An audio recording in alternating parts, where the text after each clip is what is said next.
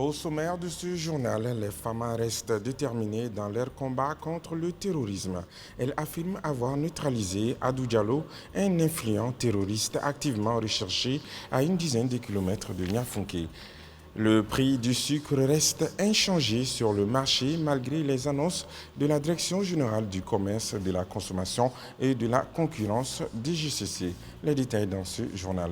La liste du candidat Mamadou Touré d'Ibavier a été réélue pour un nouveau mandat de 4 ans malgré le refus des soutiens de Salah Babi de participer à l'élection. Les détails dans ce journal également.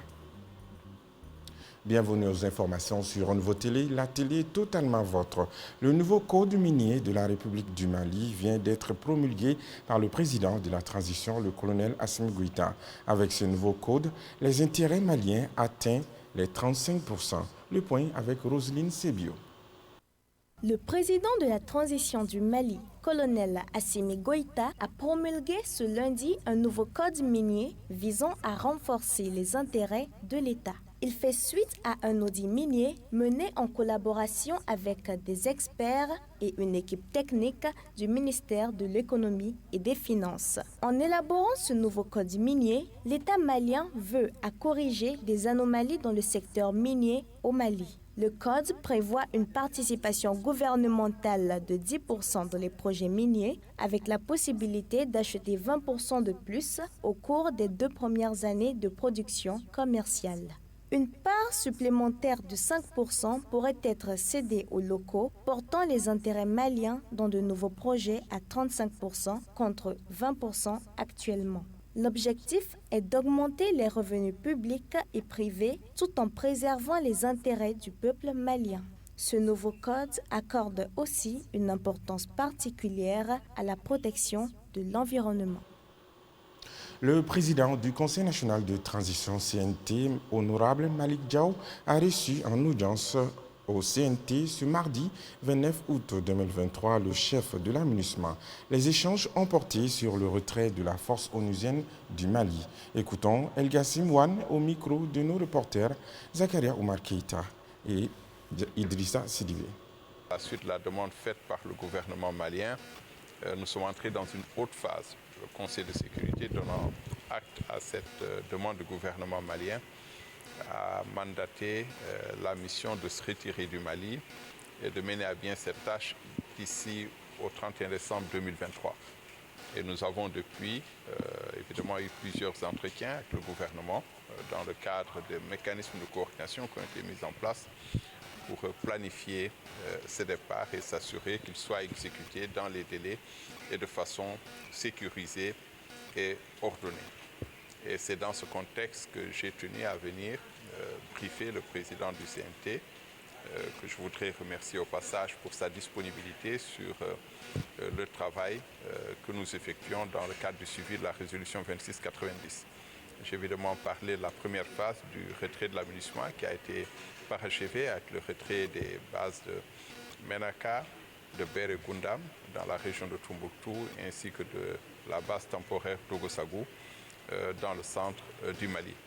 Nous allons maintenant entamer la deuxième phase du retrait qui va concerner nos bases dans l'extrême nord malien ainsi que 2 autres bases dont nous disposons à Douenza et à Mopti et d'une autre base à Ansongo dans l'est du Mali avant de nous regrouper à Tombouctou, Gao et Bamako où nous allons garder certains équipements en attendant qu'ils soient rapatriés dans leur pays d'origine. Et cela se fera pendant la phase de liquidation. Tout ce qui n'aura pas pu être rapatrié en termes d'équipement pendant cette d'ici au 31 décembre le sera pendant la phase de liquidation qui commence le 1er janvier 2024. Également annoncé dans les titres, la liste du candidat Mamadou Touré d'Ibavier a été réélue pour un nouveau mandat de 4 ans. C'était lors de l'Assemblée générale extraordinaire élective de la Fédération malienne de football tenue ce mardi 29 août 2023 au Centre international de conférence de Bamako CICB. Djelika Guindo y était présent pour un nouveau télé suivant son compte rendu. À l'issue du dépouillement, 61 délégués ont voté pour la liste dirigée par M. Mamoudou Touré. Il y a eu un vote contre et une abstention. C'est ainsi qu'en application des dispositions du Code électoral, notamment l'article F4, que la Commission électorale de la Fédération malienne de football a déclaré solennellement Mamoudou Touré Bavier, nouveau président de la FEMAFOOT pour un nouveau mandat de 4 ans. Le directeur de campagne de Bavier Touré sollicite le rassemblement de tout le monde après cette élection. Oui, tout le monde a sa place et c'est seulement ensemble qu'on pourra franchir les obstacles et atteindre nos objectifs. Aujourd'hui, il n'y a ni vainqueur ni perdant, puisque nous sommes une même famille. Le mandataire du tout nouveau président Bavier, Toubaï Koné, après avoir exprimé ses remerciements à tous ses soutiens, a rappelé que l'élection de ce jour ne signifie ni la victoire du camp de Bavier, ni la défaite de l'autre camp. Elle traduit plutôt le triomphe des principes démocratiques qui gouvernent notre football. Cette élection, nous insistons là-dessus, ne doit pas être considérée comme une défaite de nos frères d'en face. Elle est le résultat d'une compétition sportive électorale qui devait déboucher forcément sur un vainqueur. Quant aux représentants de la FIFA et de la CAF, il a remercié la commission électorale pour avoir réussi sa mission. Qui a fait le travail qui lui a été assigné avec beaucoup d'expertise, parce que c'est important, c'est un travail qui n'est pas facile. Il faut faire des choix, il faut prendre des décisions qui ne sont pas toujours comprises, surtout que nous entrons dans une ère dans nos pays, dans nos fédérations, où la FIFA et la CAF demandent plus de transparence, une meilleure organisation et surtout l'indépendance des instances qui sont chargées d'organiser, de diriger ces élections. Mamadou Sidibé, le représentant du département des sports, a réitéré l'accompagnement du département des sports à la Fédération malienne de football. Je remercie l'ensemble des participants à l'Assemblée générale extraordinaire. L'occasion m'est offerte de réitérer l'accompagnement du département des sports à la Fédération malienne de football pour la mise en œuvre de l'ensemble des activités. Pour un rappel, le président Mamoudou Touré Bavier est écroué depuis le 9 août à la maison centrale d'arrêt de Bamako pour un présumé détournement de biens publics quand il était directeur administratif et financier à l'Assemblée nationale. À présent, écoutons Gadiaba Sissé, le mandataire des clubs et ligues, c'est-à-dire les coulistiers de Salababi qui n'ont pas participé à l'élection de ce jour. Il nous explique la raison de leur refus au micro de Djelika Guindo. Le motif est simple, il n'y en a pas plusieurs. Tout simplement, c'est la violation des textes. Rien n'a été respecté depuis la convocation du collège. La date indiquée devrait être conforme à ce qui était prévu dans les statuts, l'article 41, c'est 45 jours avant la date d'aujourd'hui. Ça n'a pas été fait. On avait dit aussi que les membres qui devraient être présents au niveau des clubs, ça doit être des clubs professionnels. Ça n'a pas été le cas.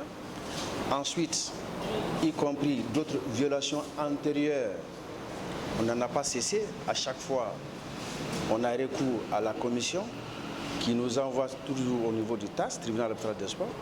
Donc c'est compte tenu de ces combinaisons de forfaiture, de non-respect des textes qui nous ont conduits. Nous avons dit, dans ces conditions, à quoi ça sert de participer à cette Assemblée générale? Ça ne servait à rien. Parce que déjà, on savait ce qui allait se passer. On savait pertinemment que les textes ont été violés. Donc, en bon malien, nous sommes tout simplement sortis. Mais nous avons honoré de notre présence dans un premier temps. Ça, c'est la qualité même du Malien. Mais nous avons dit ce qui allait se passer n'était qu'une forfaiture. C'était comique. Vaudeville, vous voyez un peu. Donc, c'est un cirque pour nous, ce qui s'est passé aujourd'hui. La directrice de l'Académie d'enseignement de Bamako, rive droite, Mme Koné Didiou Mahaman Traoré, adepte de l'excellence, organise le jeudi 31 août 2023 une cérémonie pour récompenser les meilleurs des meilleurs dans la cour de l'Académie à partir de 9h. La cérémonie consacrée à promouvoir l'excellence est placée sous la présidence du ministre de l'Éducation nationale, Dr Amadou Sy Savané. La marraine est Mme Kamara Nana Kadija Kone, présidente de l'Association des promotrices d'écoles privées du Mali. Tous donc à l'Académie d'enseignement de Bamako Rive Droite le jeudi 31 août 2023 pour célébrer ensemble l'excellence et créer l'émulation entre les élèves. Malgré les annonces de la Direction générale du commerce, de la consommation et de la concurrence DGCC, les prix de certains produits de première nécessité sont toujours élevés. Il s'agit notamment du sucre. Oumugakou. En effet, le prix du sucre reste plafonné à 750 francs, voire à 800 francs à certains endroits, malgré l'annonce faite par la DGCC sur une prétendue baisse des prix de cette denrée de base pour les ménages maliens. Pour beaucoup de commerçants qui ont refusé d'être filmés, le gouvernement fait de la communication alors qu'il sait qu'il est impossible de faire baisser les prix d'un produit acheté cher. Nos produits dépendent des prix à l'achat et d'autres charges. Nous ne pouvons pas vendre à perte, nous a rappelé un boutiquier à Banamba sous le couvert de l'anonymat. Les détaillants reprochent aux autorités de refuser de combattre les vrais responsables de la flambée des prix, notamment ceux à qui il a toujours été octroyé des exonérations sans que cela ait des incidences sur l'indice des prix à la consommation. Heureusement, on constate une baisse des prix d'autres produits, en l'occurrence l'huile. En effet, le prix du bidon de 20 litres a certes baissé de 22 500 francs à 18 000 francs CFA, mais cette baisse n'est pas effective partout. En attendant, c'est les plus démunis qui continuent de voir du jour au jour leur pouvoir d'achat dégringoler. Wildaf Mali et ses partenaires ont organisé une conférence de presse ce mardi au centre Awa Keïta pour informer l'opinion nationale et internationale sur l'affaire de Kadiatou Ndiaye, placée sous contrôle judiciaire par le tribunal de la commune 6 du district de Bamako. Awa Sanogo Mantalawatra nous donne les détails.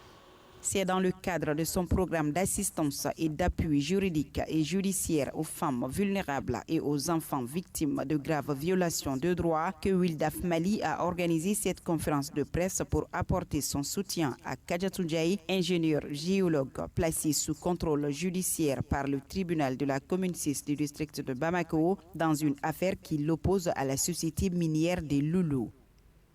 Le 2 février 2023, l'audition s'est tenue devant le tribunal de grande instance de la commune 6 du district de Bamako. Et au cours de cette audience, Kadiatou est devenu l'épicentre du procès. Le 9 février 2023, le tribunal de grande instance de la commune 6 a déclaré les prévenus non coupables et les a relaxés des fins de poursuite. 3 mois plus tard, les plaignants ont fait appel et l'affaire passera le 4 septembre 2023 devant la cour d'appel de Bamako. Il faut noter cependant que les plaignants, non satisfaits de la décision rendue par le tribunal de grande instance de la commune 6 du district de Bamako, ont réintroduit le 9 mai 2023 une nouvelle plainte contre Kadiatou seul pour les mêmes infractions devant ce même tribunal de grande instance de la commune 6. Suite à cette nouvelle plainte, Kadiatou a été placé sous contrôle judiciaire depuis plus de 3 mois. Au cours de cette conférence de presse, l'avocat de Kadiatou Ndiaye a rassuré de son engagement tout au long de ce combat judiciaire. Nous nous défendrons becs et ongles jusqu'au bout parce que nous pensons et nous sommes convaincus que la cause de Kadiatou Ndiaye est une cause juste et surtout, il ne s'agit pas que de la cause de Kadiatou Ndiaye. C'est une vraie question nationale. Créé le 3 mars 1995, Wildaf Mali est un réseau panafricain de promotion et de protection des droits de la femme en Afrique et au Mali. L'organisation apporte à Kadiatou Ndiaye son soutien constant et indéfectible tout le long de cette affaire judiciaire. Ce mardi 29 août 2023, la brigade du pôle national économique et financier a placé en garde à vue M.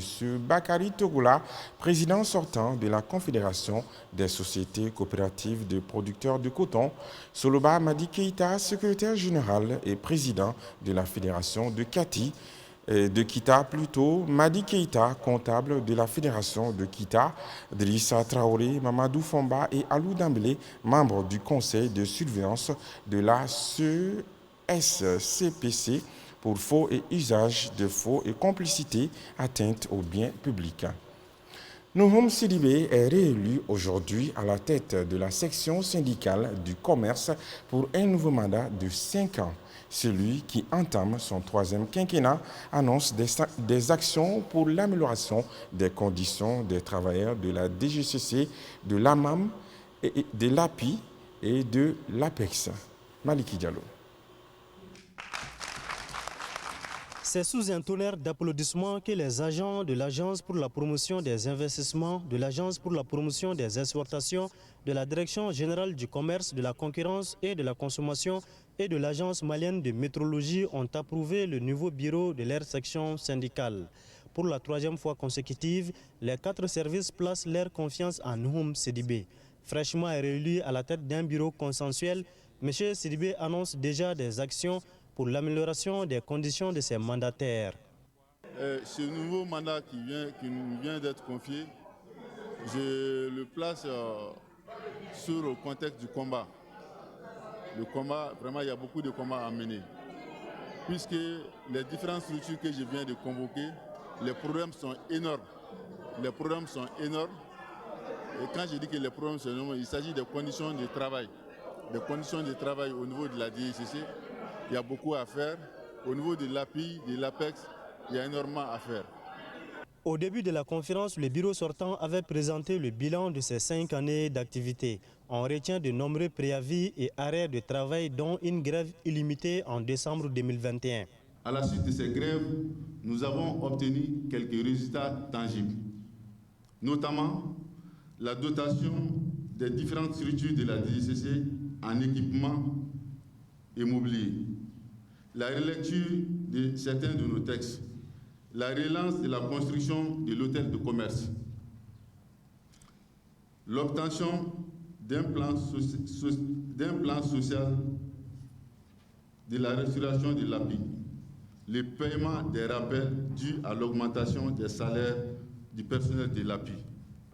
Cette conférence nationale de la section syndicale du commerce a été supervisée par une délégation du syndicat des travailleurs des administrations d'État, Syntad, à travers son secrétaire général et son adjoint.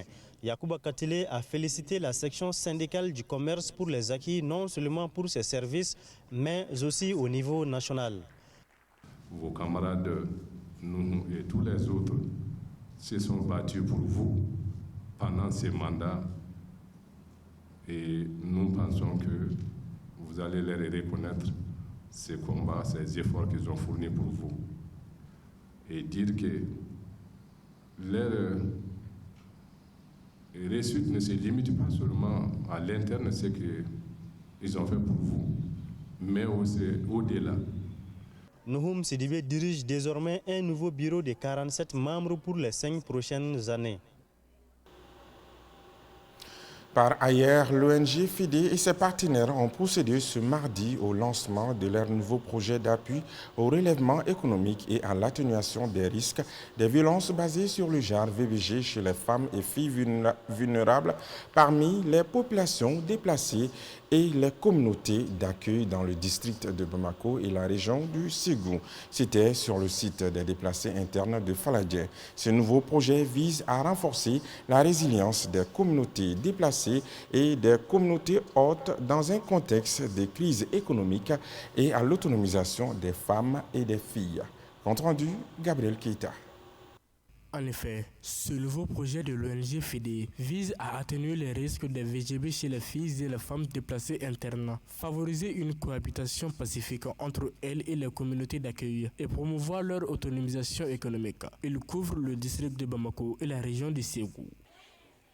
Le projet d'appui au relèvement économique et à l'atténuation des risques de VBG chez les populations vulnérables, femmes et filles, parmi les populations déplacées internes et les communautés d'accueil dans le district de Bamako et la région de Ségou d'un coût de 90 millions de francs CFA et sur une période de 18 mois vise une autonomisation économique des cibles, mais également le renforcement de leur résilience face aux violences sur le genre, basées sur le genre, à travers non seulement des formations, mais aussi des séances d'information et de sensibilisation. La grande majorité de ces populations sont des femmes et des jeunes. Elles sont, outre la précarité généralisée qui touche tous les déplacés, exposées à des risques de violences basées sur le genre et plus spécifiquement des abus et exploitations sexuelles.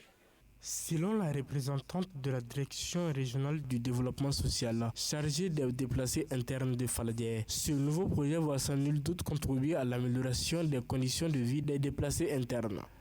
Je suis vraiment heureuse pour les bénéficiaires. C'est surtout sur cette ONG, ça permettra de favoriser l'autonomisation des femmes.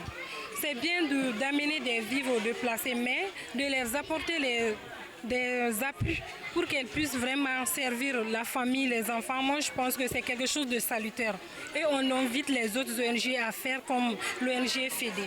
A noter que l'ONG FEDE et ses partenaires vont former à travers ce projet plus de 894 femmes et filles pour leur autonomisation et contre les violences basées sur le genre. L'armée malienne annonce la poursuite de la reconnaissance offensive dans le secteur de Anefis.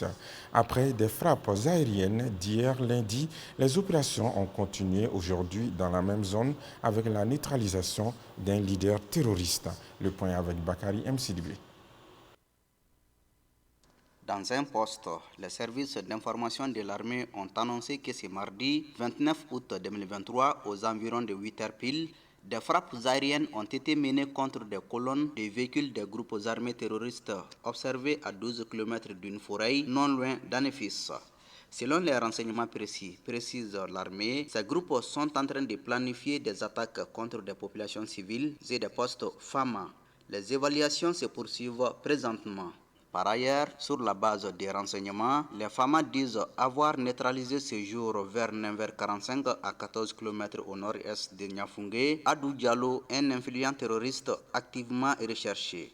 L'intéressé est impliqué dans le tir d'obus contre le camp de la garde à Tombouctou le 18 août dernier. Il y a eu des échanges de tirs au cours de sa poursuite, puis a été neutralisé. Un PM, un poste radio et des munitions récupérées sur lui. Les opérations d'aujourd'hui font suite au bombardement d'hier lundi. Il s'agit d'une campagne de reconnaissance offensive dans la zone d'Anefis sur l'axe Gao-Kidal. Nous poursuivons ce journal avec ce communiqué de l'état-major de l'armée de l'air dont voici le libellé. Il est ouvert à l'armée de l'air un test académique. Il a pour but de tester les capacités intellectuelles des candidats maliens de sexe masculin et féminin âgés de 18 à 24 ans au plus au 31 décembre 2023 en vue de faciliter leur orientation dans les spécialités de l'armée de l'air. 1. Les conditions de candidature sont les suivantes. Être apte physiquement, jouir de ses droits civiques, être de bonne moralité, être détenteur d'un baccalauréat scientifique ou technique, être célibataire sans enfant. 2. Les dossiers de candidature doivent comporter une demande manuscrite timbrée à 200 francs CFA adressée au chef d'état-major de l'armée de l'air, un extrait d'acte de naissance, 2 photos d'identité plutôt, un certificat de nationalité malienne, un casier judiciaire datant de moins de 3 mois, 2 copies certifiées conformes à l'original du diplôme du bac scientifique ou technique, 2 copies de la carte NINA ou fiche individuelle, un certificat d'aptitude médicale délivré par un médecin militaire ou civil, une déclaration de célibataire sans enfant. La période de dépôt des dossiers est fixée du lundi 4 septembre 2023 à 8h pile au mardi 12 septembre 2023 à 16h pile. Les lieux de dépôt des dossiers sont District de Bamako, base aérienne 106 à l'ex-base aérienne de Bamako. Région de Caille, garnison de Caille et région de Sikasso, garnison de Sikasso, région de Ségou, garnison de Ségou, région de Mopti, base aérienne 200 de Sévaré, région de Gao, Kidal et Menaka, base aérienne 300 de Gao, région de Tombouctou et Taoudeni, base aérienne 201 de Tombouctou. Et c'est avec ce communiqué que prend fin ce journal. Merci à vous de l'avoir suivi avec attention. Passez une excellente compagnie sur Nouveau Télé. Bonsoir.